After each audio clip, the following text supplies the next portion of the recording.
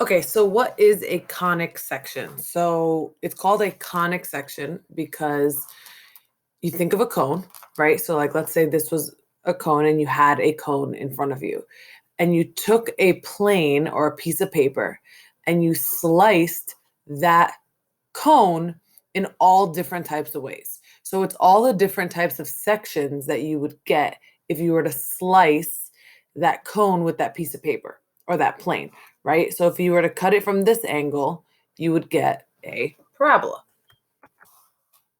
Let me change this color so you could see it better. So you would get a parabola, right? If you did it from this angle, you would get a circle, an ellipse, which is just a fancy way of saying an oval. And then this right here, where you would get two separate sections, is called a hyperbola. So we have a parabola, a circle, an ellipse, and a hyperbola. So in this video, I'm only going to be focusing on these two. So a circle and an ellipse. And then in another video, I'll do a parabola. And then in another video, I'll do a hyperbola.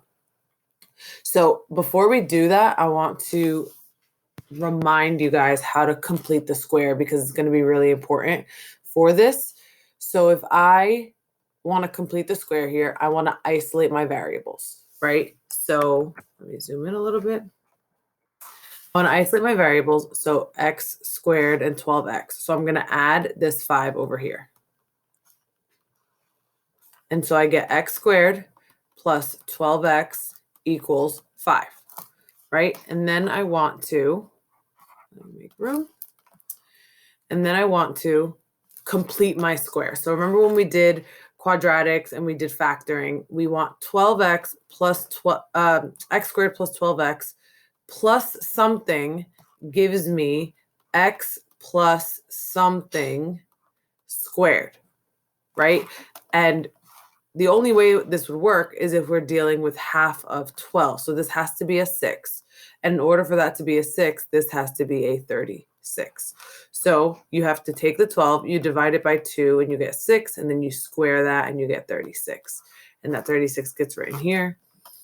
And then we do equals 5 equals 5.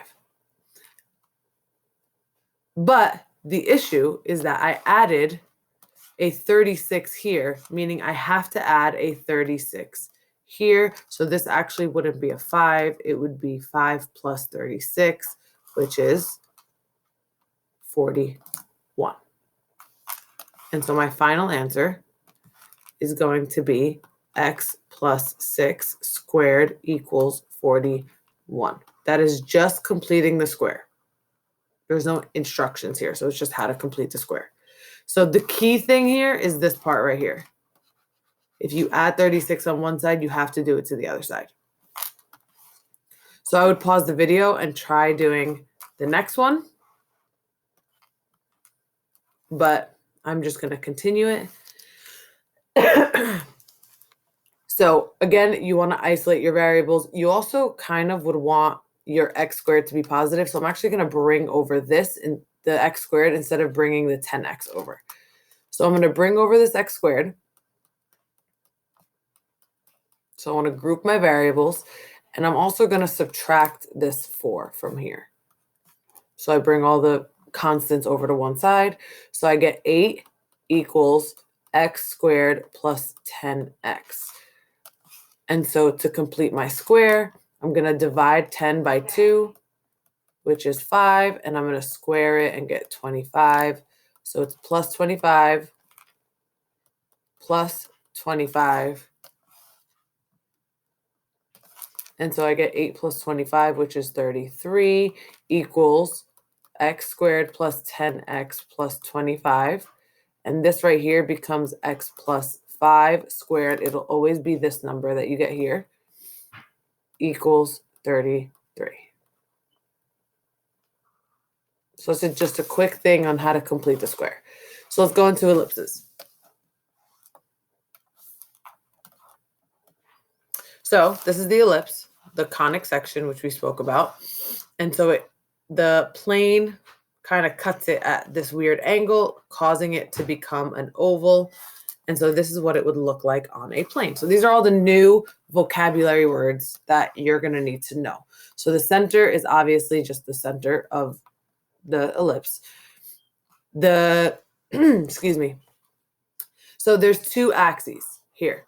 So there's the minor axis, which is the shorter one, and the major axis, which is the longer one. Okay? It will always be that case. The minor axis and the major axis are always going to be based on the longer or the shorter one. So this is shorter and this is longer. It is the entire thing from vertex to vertex or covertex to covertex. So those are other words that you would need to know is a vertex. So the vertices, which is the plural of vertex. So plural is vertices. And the covertices are at the end of the minor axis.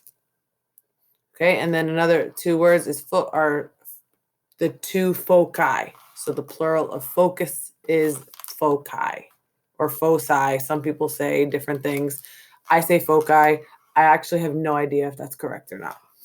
So, things you need to know. The distance from the center to the covertex is B, and from the center to the vertex is A. That is really important here because it will always, always be that A is bigger than B.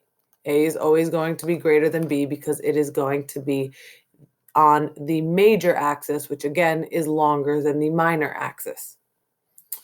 Also, here, the distance from the center to the focus is C. So we're going to talk about what the definition of an ellipse is.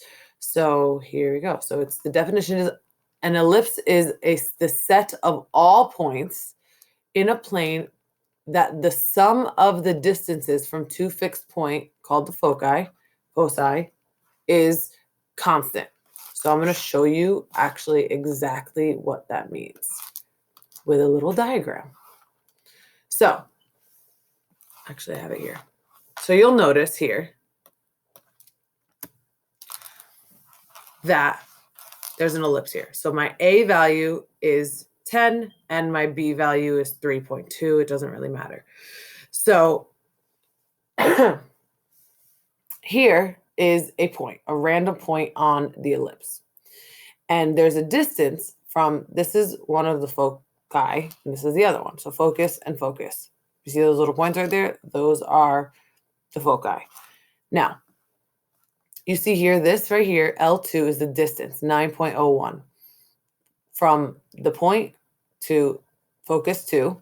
And this right here, L1, is the distance from the point, random point, to focus 1. And here you'll see L1 plus L2.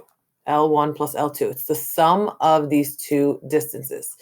Now you see here 10.99 plus 9.01 equals 20. You'll notice that as I move this around the ellipse, if you focus right here, just keep looking there as I move it, what does not change? The sum of the two numbers. The sum of the two numbers stays a constant. No matter what happens, no matter where the point is, it will always be the same. So that's really important here. That is the legit definition of an ellipse. It is all of the points that the sum of the distances to two fixed points, the foci, is the same thing. It will always be constant. Okay. So let's talk about the equation or let's talk about how we get C first. So if we look here, I'm going to copy this and paste it down here.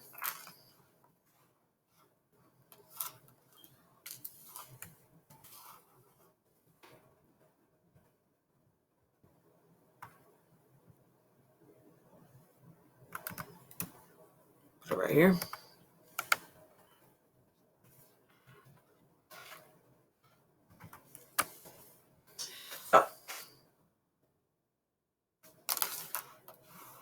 have A is going to be this distance right here. And B is going to be this distance right here.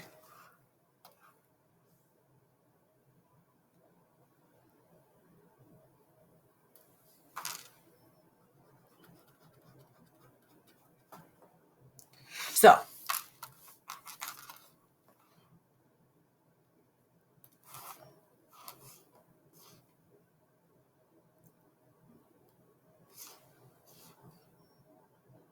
this is B. This is C, right? This distance right here is C. And if you look at this diagram right here, if I put my P exactly here, it's hard to get it exact right now, but it says 9.99, but A is equal to 10. The distance from the focus to this point right here on the minor axis is going to be whatever A is. So we can say that this is A. And so back to geometry. If this is true, then that means that B squared plus C squared is equal to A squared, or the way we can write it is C squared is equal to A squared minus B squared. So whenever we have an ellipse, we can, excuse me, we can find out what C is just by knowing what A and B is. Okay, so let's talk about the equation of an ellipse. You could have an ellipse horizontally, so this is horizontally, or vertically. Either way, your A value is always going to be on your major axis, and your B value is going to be on your minor axis. Always, always, always, always, always. So again, major A, minor B. It will always be the case. So that's why the two equations are different. So let's talk about what the equation is. So HK is your center. That is how we always designate we notate our center. So here it's 0, 0, so it would just be x squared and y squared. But if it was 4, 2, it would be x minus 4 and y minus 2. But your A value, so whatever A is, right, is going to be on the bottom, but it's going to be A squared. And whatever B is, so here's B, is going to be here on the bottom as B squared, and it will always be equal to 1 as an ellipse. So my ellipse is always going to be equal to 1. But what is the difference here? Notice how your A, your major axis, so my major axis here, my A, is horizontal, so it's on the x-axis, so it is underneath the x. A is underneath the x because it is horizontal. Okay, and here, B is horizontal, but A is vertical because it is a vertical ellipse. So A here is vertical, so notice A is underneath Y. Same concept here. We have B, which is vertical, so it is underneath Y, but B here is horizontal, so it is underneath X. So you just think about your axes. Which one is Y, which one is X? But HK stays the same. So these are your formulas. They're the exact same thing. The only thing that is different here is where A and B are. Is it underneath the X or is it underneath the Y? So let's do some examples. These are actually in your packet that you were sent home with. So if you want to take that out and do it with me, that would be a good idea. And then you can do the other ones by yourself. So here it asks in the packet, it says, given the following graphs, write the equation of the conic section. So it's an ellipse. We know that. So we know it's going to be x minus h squared over A or B. But we know here horizontally it's longer. So that's A. So it's A squared plus y minus k squared over b squared equals 1. And then it's just figuring out what a and b are and h and k. So a goes from 4 to 9. So I know a is going to be 5. And you could even do it the other way to check. From 4 to -1 is 5. B is from, here's B. So B is going to be from 0 to 4. So B is 4. And I know my center is 4, 0. So that's H and that's K. And then you just plug everything in. So it becomes X minus 4 over A squared, which is 5 squared, plus Y minus 0 squared over 4 squared equals 1. And then I just write it out all expanded or simplified. So it becomes X minus 4 squared over 25 plus Y squared, because Y minus 0 is just Y, over 16 equals 1. And there's your final equation. You would write that here. All right, let's try another one. This is in the next section. So it says graph each ellipse, include the foci. So it asks you for all the different parts. The center is the easiest one. We just do the opposite of each of these, right? Because in our equations, it's x minus h and y minus k. So it's plus, it's going to be a negative. So my center is -1, 2. Now up here, when I did it on my own, I wrote down what is A and B, and then I found what C was. So I know that one of them is going to be the square root of 25 and the square root of 16. I know A is bigger. So A is going to be the square root of 25, which is 5, and B is going to be square root of 16, which is 4. Always A is bigger. And then I have to find what C is. So we know C squared is A squared minus B squared, which is 25 minus 16, which is 9. So I know C is equal to 3. So now I have A, B, and C, and I can graph it and find the vertices. I think it's easier to graph it first and then find the vertices, but later on in the packet, you're going to have to do it without graphing it. So I would say get used to doing it both ways. So let's do my center, which is -1, 2. I know that A is underneath Y. So I know it's going to go 5 up because Y is my vertical axis. So it's going to go 1, 2, 3, 4, 5, and 5 down. 1, 2, 3, 4, 5. So that's my major axis. And then it's going to go 4 to the right, 1, 2, 3, 4, and 4 to the left, 1, 2, 3, and 4. And then you just draw your ellipse. This is hard, but I would say always do your semi-circles. It's not really a circle, but your semi-ellipses.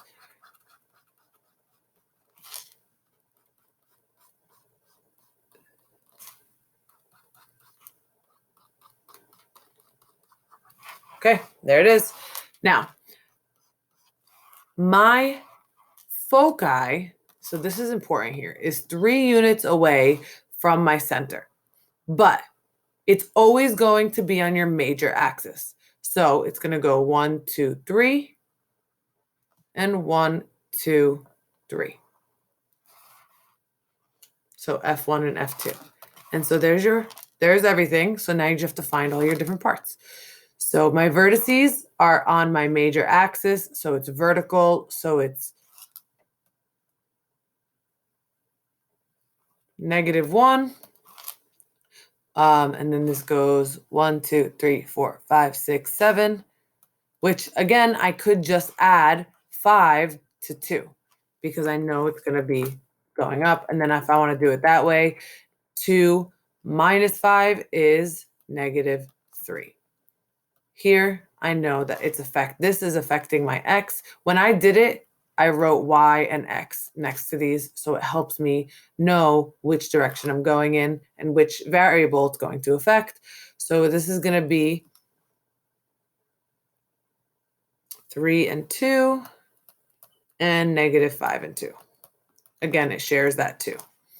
And then my foci are going to be negative 1. I know that negative 1 is not changing because it went up and down. And it is going to be negative 1, 5, and negative 1, negative 1. I'm just plotting what these points are.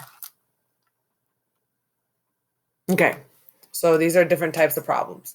These are actually asking you to get it into standard form. So when there is no linear terms, so linear terms has just one, or to a degree of 1. All you have to do is divide it by this term right here, because the key thing here is that it's always equal to 1. So the key thing is that I need it to get equal to 1. And so if it is an ellipse, it will work out nicely. So this, if I were to reduce this fraction, this would end up being x squared over 9, because 225 divided by 25 is 9, plus y squared over 25 equals 1. So that is my equation. X squared over 9 plus y squared over 25 equals 1. So automatically I know my center, I always write this down because it helps, is 0, 0.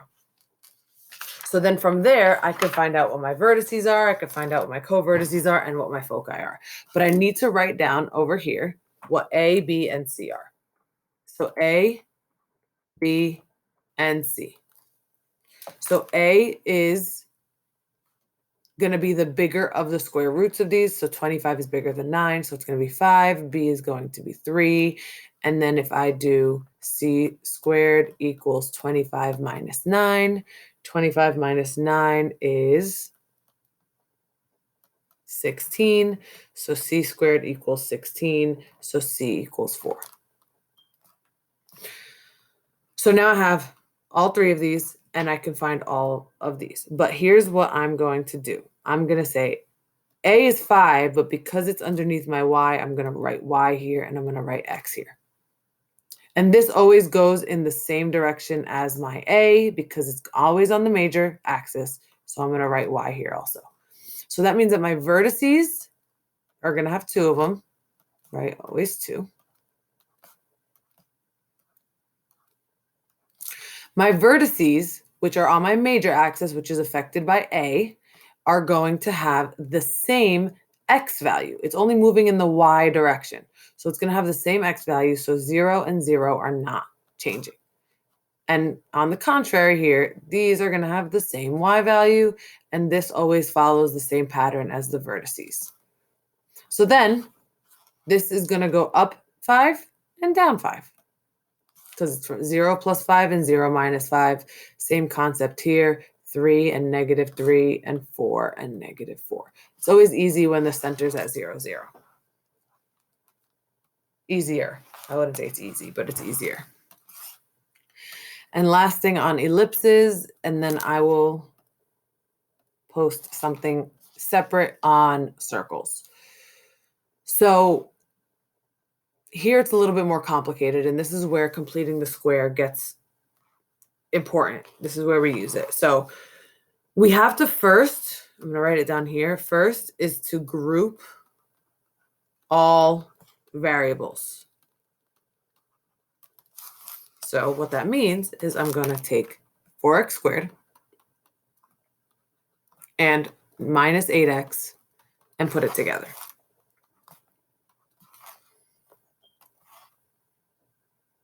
And then I'm going to take, so it's plus, I'm going to take this and this, the y squared, the plus 4x, and put it together, and that equals 8. And then we have to factor out, it always has to be where x squared is your main term, is by itself. So I'm going to factor out this 4. I'm going to get 4x squared minus 2x. And then I bring down everything else. So I have plus y squared plus 4x. Oh, not x, y. These are y's.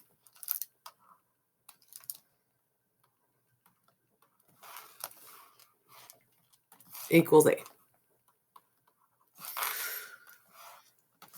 So this is where I complete the square. So I get x squared minus 2x. And now if I divide this by 2, I get -1, and I square it, I get +1. Now, this is not really a 1. By the distributive property, and when we did completing the square earlier in the year, we learned that this 1 is really a 4, because if I were to multiply this into it, it would be a 4. So what I'm going to do is I'm going to add 4 to this side. And then I also have plus y squared plus 4y plus 2 squared is 4. And so this is also plus 4. There's a 1 out here, so this doesn't really get affected differently. So equals 8 plus 4 plus 4. So now I simplify it, and I get 4 times x minus 1 squared plus y plus 2 squared equals 16. And then I do exactly what I did up here. Remember when I divided by the 225? That's exactly what I'm going to do down here, because I need my other side, this side right here, to be equal to 1. So I'm going to divide it by 16. So I'm going to divide each term by 16. And so I should get x minus 1 squared over 4 over 16 is the same thing as 1 over 4. So this becomes over 4. Plus, this one doesn't simplify at all. So it becomes y squared plus 2 over 16 equals 1. And now that, ladies and gents, is in standard form.